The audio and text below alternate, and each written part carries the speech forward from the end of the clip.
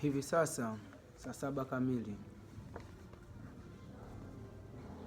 unaletewa taarifa ya habari na mimi mtangazaji wako Ivan TZ. Pia nami ndo nitakaye kusomea taarifa ya habari kwa siku ya leo kutoka kituo cha televisheni cha Ivan TV. Tunaanzia huko mkoani Mara.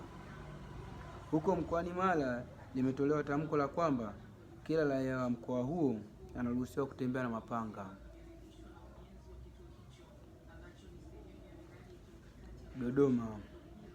Huko mkoani Dodoma ameibua mpya baada ya kumpa jina panya la fudi ili mradi wamtumie kama chakula, na sasa chakula cha Dodoma ni panya.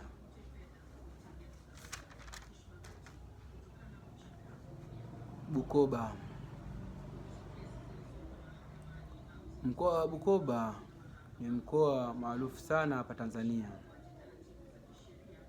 Pia huko mkoani Bukoba wamezua mpya baada ya wataalamu wetu wa afya kwenda mkoani Bukoba kwa ajili ya elimu na huduma kuchangia damu. Watu wengi wa Bukoba wamejitokeza kwa ajili ya kuchangia damu.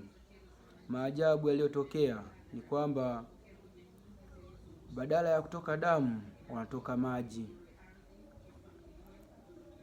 Tunarudi mkoani Mara. Mkoani Mara, kampuni ya Ivan TZ imetoa msaada wa shilingi 2500 kwa ajili ya kuwasaidia raia mkoani Mara waache kutumia kichuli. Kwenda mkoani Iringa. Mkoani Iringa ukipitapita vibaya unaweza ukala na mbwa.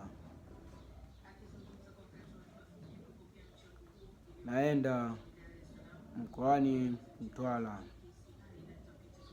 Ukipita vibaya Mtwara unaweza ukala watu. Asante sana. Ulikuwa mchana huu na Ivan TZ aliyekuletea taarifa ya habari kwa siku ya leo. Simu nayo naita. Naam. Ndugu yangu wakuli wanakuja tena.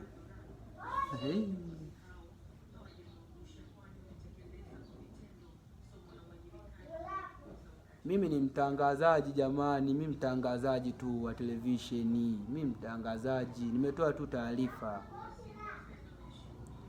Sasa mimi nimewakosea nini wakulia? Wambeba na mapanga, na sasa hivi wameshawaruhusu wabebe mapanga. Kameramani, naomba nikimbie.